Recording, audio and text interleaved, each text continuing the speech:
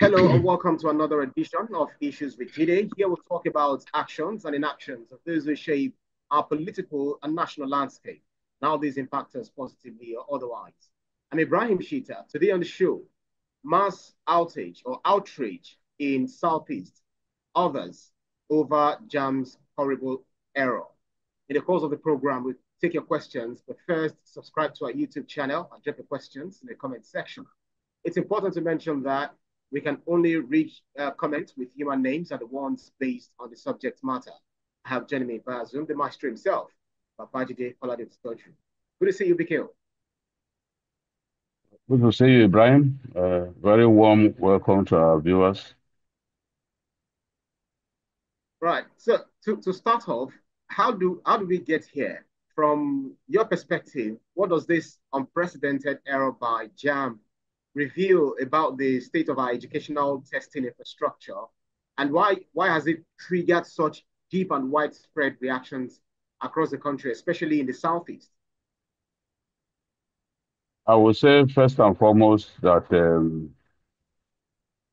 JAMB has improved over the years, has surpassed people's expectations, has lived up to its billing as an examination body that conducts exams for not just people seeking entry into universities, but um, conducts exams for uh, national institutions or staff of national institutions like the armed forces, like the customs, and all that. So over the years, since the since JAMB introduced the computer-based test more than 10 years ago, this sort of thing had never happened.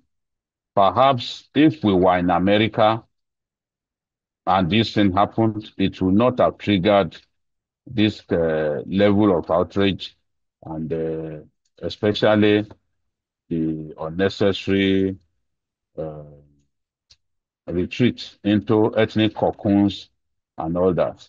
So again, the manner in which this happened triggered many people to believe that this was actually done to sabotage our friends in the Southeast, where by the grace of God, I hold the title of Okulu Orandigbo from the Ile-Ife version of the Southeast. So that this happened and affected the Southeast, all 5 states of the Southeast, otherwise known as the Red Zone, were affected. Lagos also was affected. In fact, there are more students affected, more candidates affected in the Lagos area than the entire Southeast. But because an entire geopolitical zone was affected, and given the kind of hateful politics that exists in our country, given the suspicions that we have about ourselves in, Nigeria, especially Yoruba people and the Igbo people, the mutual hatred between these two major ethnic groups is a matter of national shame. It's a matter of deep regret. As a Nigerian, I feel very bad to see the extent to which the Yorubas and the Igbos hate one another, and on social media, the way they are throwing jabs at one another. You see clear hatred. You see that clear hatred exists between the the Yorubas and the Igbos, especially on social media. There are warriors on both sides who have made up their minds that whatever happens, they will read ethnic meanings into it. That a Yoruba man is the registrar of JAMB, that a Yoruba man is the minister of education. And this thing affected the entire Southeast. The Southeast is the only geopolitical zone that was totally affected by this. There's no state in the Southeast that was not affected. So it triggered people to start thinking, could this be sabotage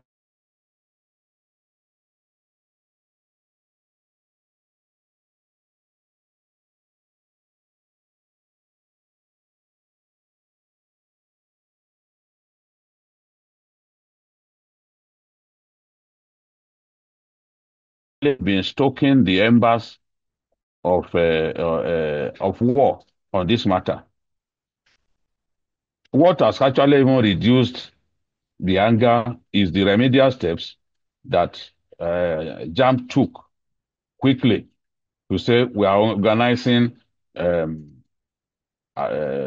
quick redo of the examinations. I've read the opinion of Obieze Kwesili, for example.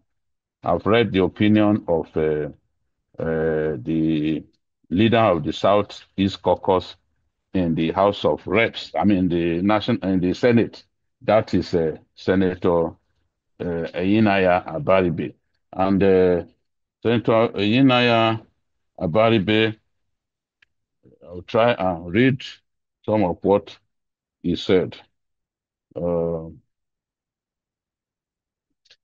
said the so-called glitch, as curious and suspicious as it is enough to erode confidence.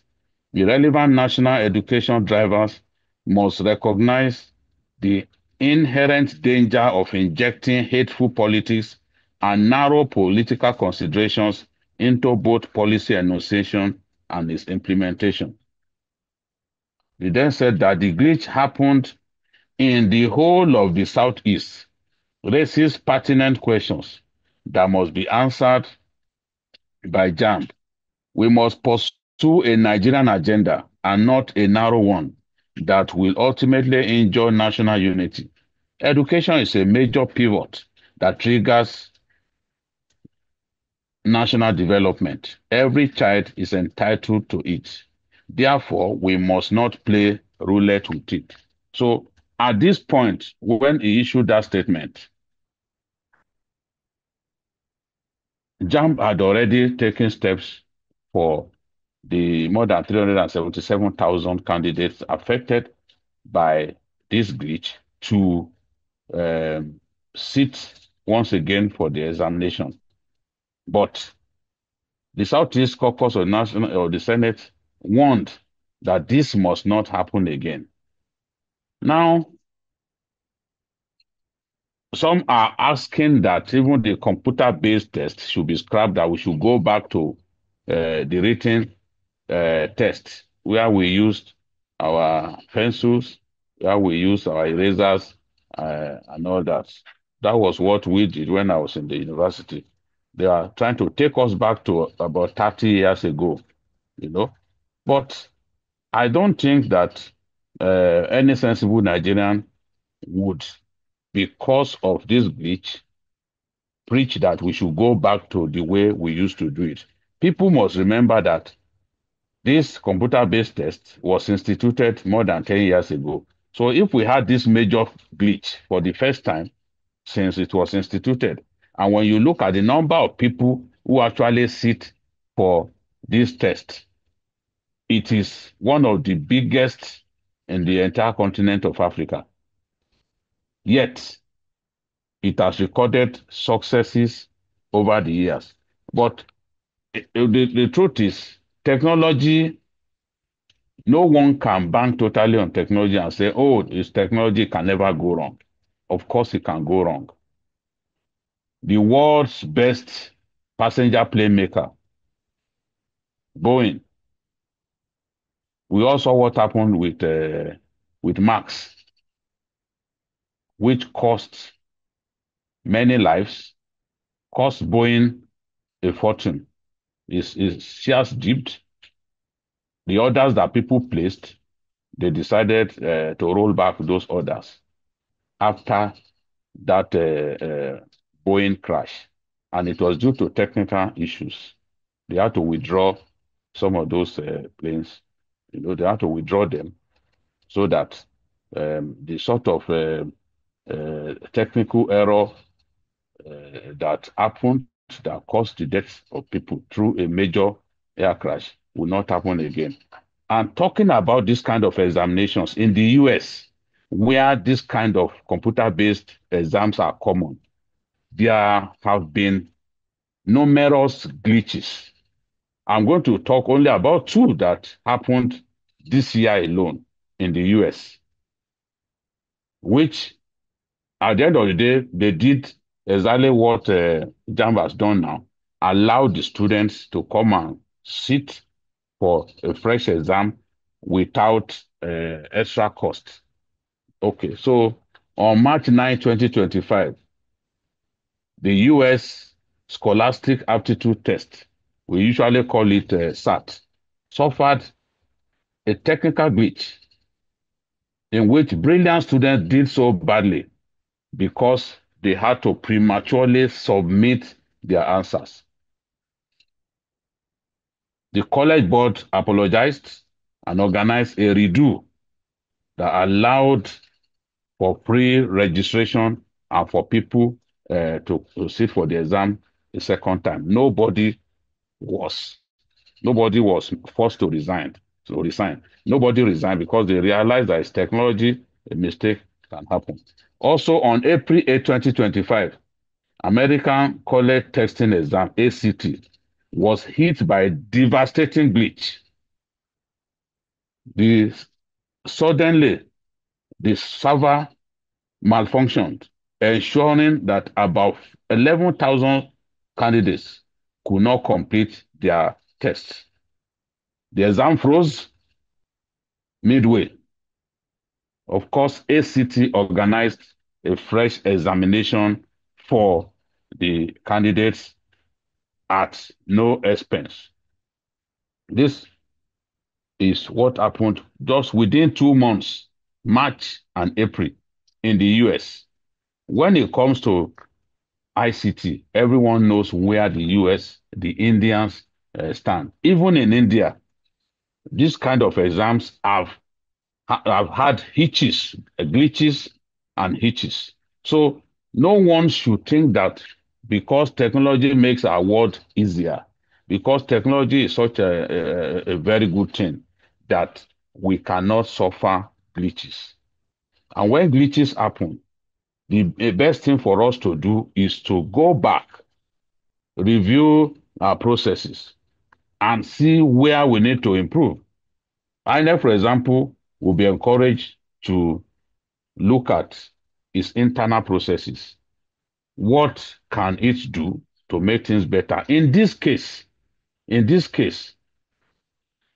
I respect the registrar of JAMB because he didn't actually engage in a blame game. This problem can be traced to the contractors because JAMB also needs to use contractors. He cannot do it alone. He doesn't even have the manpower to do all the job. So the contractors, somehow, their system malfunctioned in those 6 focal states. It's not the whole of Nigeria, just those 6 focal states, which ensured that the candidates could not upload all of the answers that they came up with. So once you're unable to upload all of your answers, you then will suffer you record very low performance.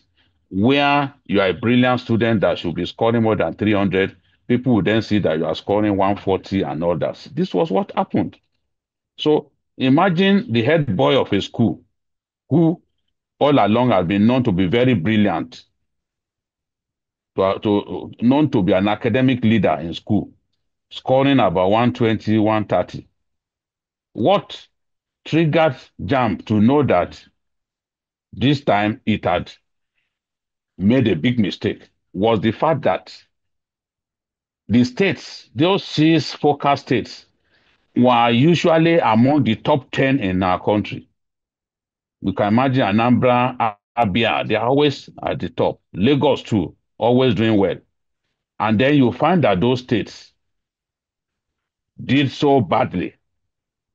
That triggered a lot of rethinking. And they then decided, even before the outcry became so loud, JAMB had sensed that something was wrong. And that was why usually the review that they do takes place much longer, but they had to institute a review quickly.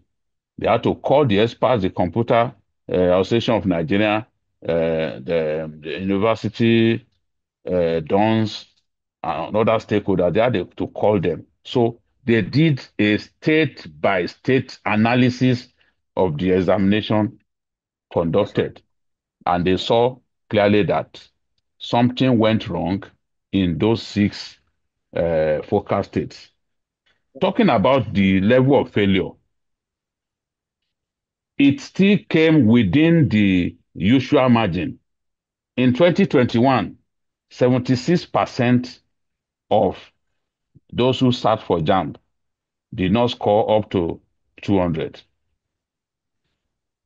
They scored, they didn't score up to 200. This year, 78% did not score up to 200 as well. So, in terms of the extent of failure, it is still a bit consistent. But what is of concern is the fact that states where students usually do exceedingly well, and some schools already have a reputation for producing fantastic candidates at JAMB. The failures were rampant, especially here in Lagos. Some of the best schools, the failures were rampant, or failure was rampant. So at that point, they knew that something was wrong, and the investigation led them to discover that there was an error in uploading candidates' answers. Candidates could not fully upload their answers, and that was why a lot of those candidates didn't do well. So Right. I'm happy now, and I know that in a situation like this, that's need for heads to roll. Some directors in JAMB need to be called to account because you cannot rely totally on your contractors. You must have internal mechanism that will enable you to even go over what you have done to ensure that you leave no room uh, for error. Well, in this Right. case, it was the inability to fully upload answers to those to the questions asked that Right. caused this whole problem. So I would like to ask regarding, because you've actually touched on so many things. Um, how do you think Professor Oloyede's emotional apology and acceptance of responsibility would influence public perception of JAM's leadership and its commitment to rectifying the situation, even becoming so emotional during the announcement? Some said that that's a hallmark of good leadership. Others are saying that it was just crocodile tears.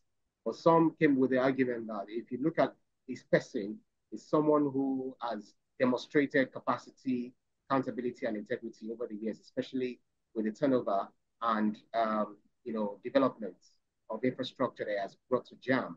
But how do you see it, BK? That they say that if we see this, from our leaders, then it's a hallmark of good leadership, which we never see from any of our leaders, in recent times. The people who call that crocodile tears, let them, without inducing it, just start crying. Let us see whether tears will come down. It is not easy for an adult, somebody that old in his 60s, if not up to 70 already, to just suddenly break down. These things happen. It comes from the heart. I remember during a journalist hangout episode when a student from Borno State came first, I think in JAMB, and I'm like, this is a war ravaged state. yet it could produce the best in our country. I didn't know when tears began to roll down my cheeks. That's This is very, not very something that you plan. Yes, this is not something that you plan. It just happens. It comes straight from your heart. And as far as Professor Oloede is concerned, no student deserved to fail on account of the mistake or the error of JAMB. He put himself in the shoes of those children. Remember, on this matter, somebody had lost his life, or somebody had lost her life. Somebody scored 190 and decided to take her life. Although I believe that has to do a lot with mental health issue, because scoring 190 is not something that should make a person unfortunately, she take his received life. what's it called? She received a provisional admission from JAM 30 minutes after she took her life, according to reports. Yeah, it all depends on even the course. You are not. It's not as if you wanted to read medicine and you scored 190, but you wanted to read law and you scored 190. According to the mom, she wanted to read microbiology. That's not one of the courses that you must score extremely high to get into. In any case, people score good grades in JAM and still get undone by the post UME examination. A lot of them can't even defend their scores in JAM or UTME. So let's even leave that. I think that Professor Loede showed leadership, admitting his fault, even when it was clear that this was a contractor error. It was a contractor that JAMB invested their faith in those contractors, and the contractors just didn't deliver. And I cannot say that even those contractors did it deliberately. If people get up to say, oh, they don't like us from the southeast, that's why they did it. How about Lagos? I know a school where one of the one of the teachers told me that more than 70% of the students from the school that start for the um, uh, JAMB CBT are Yorubas. So in Lagos, you cannot cancel tests in Lagos and expect that Yorubas will not be in the majority. Of course, they will be in the majority. So if it was a Yoruba plot against the Southeast, why was Lagos part of the areas where these problems happen? People who have issues with the government, people who believe that all of the bad things happening in our country must have been caused by Bola Ahmed Tinubu, they would not even want JAMB to succeed in the first place. And some of the real heroes of our people, they will want them out of the job. Professor Loede has done exceedingly well over the years. He has shown capacity, he has shown transparency. If you go back to the history of JAMB, you will see the innovations that he has introduced. Today, from his office in Abuja, he can track all the centers. We can watch the examination going on real time from a giant screen in his office. And they demonstrated that even to the Minister of Education. He has done so well in tackling examination malpractices. He has done so well in tackling corruption within JAMB. So I do not support his resignation. The two examples that I gave from the US, where they had technical glitches during the SAT exam, during the ACT exam, nobody resigned. The board simply organized a fresh exam for them. Nobody was forced to resign. Nobody resigned. So I think that um, the prof has shown capacity, and I believe that he will learn from this.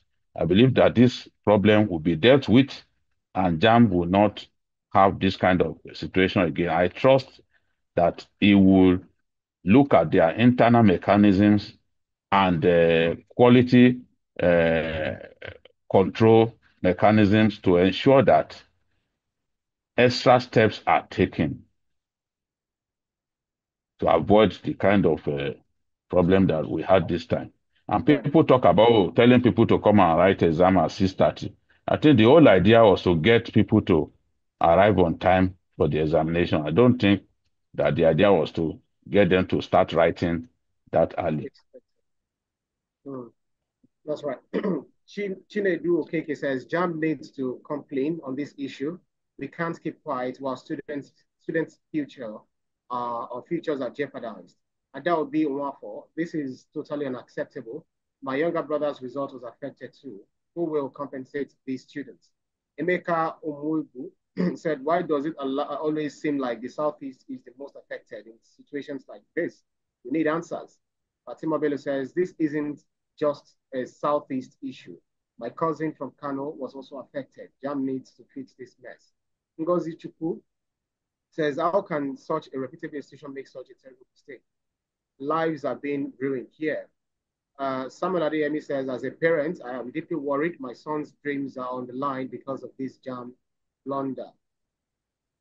Joseph Okoro said, we need a total overhaul of JAM's data management system.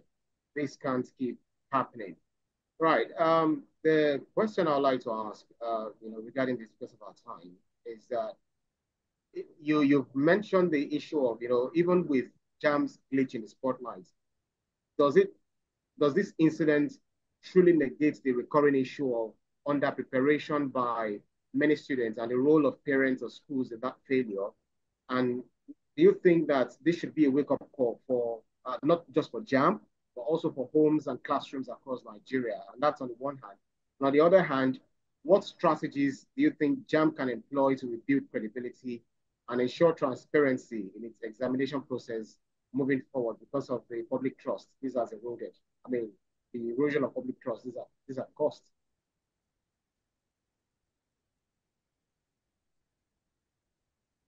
Well, as I've said, JAMB, coming to your last question, JAMB has to improve its quality assurance methods. Its internal processes must be top notch, and they have to constantly verify to ensure that there is quality assurance, to ensure that there is no problem.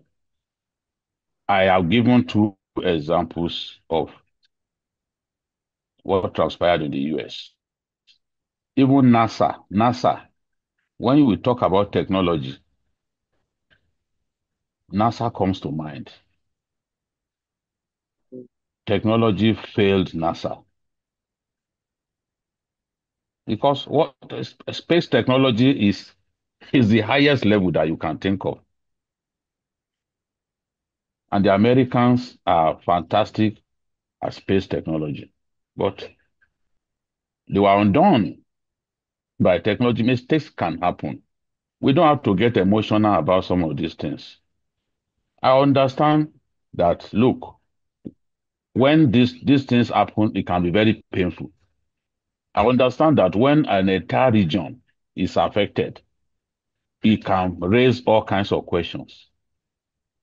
But we shouldn't, as Nigerians, uh, continue to say, oh, it is we against them, because that cannot even stand when you bear in mind that more people, more centers, more candidates were affected in Lagos than the entire Southeast. More centers had their examination compromised.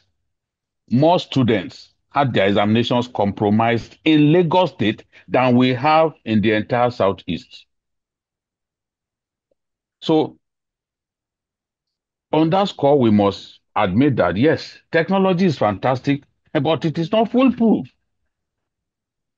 We've seen Toyota produce excellent cars. We've also seen them withdraw a lot of those cars Yeah. because certain things went wrong while they were producing. So technology is not perfect because even the person behind the technology is not perfect. So Mistakes can happen. And if it happens in India, it happens in America. Not once, not twice.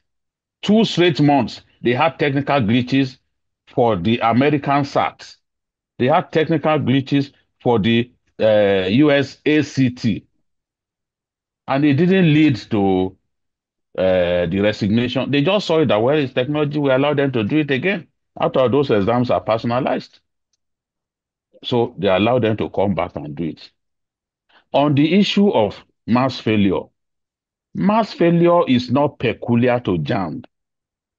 The standard of education in our country has been going steadily down. We must address that. If they allow some students to do this JAMB because people are calling, let's cancel the whole exam, let's write fresh exam. Oh, if there are no issues in a place where people had their exam, why do you want it cancelled? What is even the guarantee that if they do fresh exams, that more people will pass? It's been consistent. We are having so many people fail NECO, so many people fail West African School Certificate exam. It's been consistent, especially English and mathematics. And in this JAMB, a lot of the students did badly in English. I know a boy who scored 98 in physics, 98 in chemistry, 98 in biology. But he came to English, he scored 70. It's in the school here, around my house here.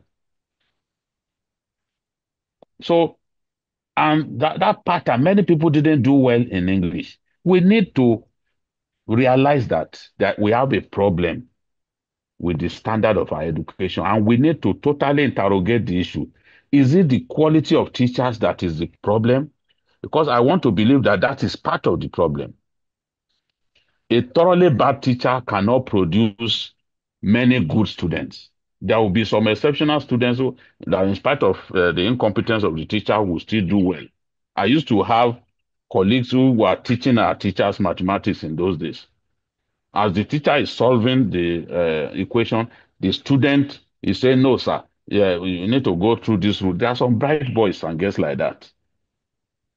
And they study hard, they are hardworking. Look, even if they do the exam 10 times, given the poor level of education in our country, there will still be mass failure because it's been consistent over the years. Go and check 2021, 2022. Only about 15% of those who sit for JAMB score up to 200. That is a big problem. Let's forget about the fact that, okay, this one happened this year. Mass failure is a recurring decimal when it comes to JAMB exam, when it comes to even NECO exam, when it comes to West African School Certificate exam. It's not a new thing. That is what we should be addressing. A lot of people are angry now because they failed. But we have to talk about the fact that mass failure has been there with us for some time. People don't want to study anymore. And phones continue to distract our children. Whenever my children are preparing for exam, I seize their phones, at least for 2 weeks. During that time, they won't be able to play games on their phones. And once they get to higher, this maybe their final year, I will put them in boarding house. They won't be able to use their phones in boarding house. So they can concentrate fully.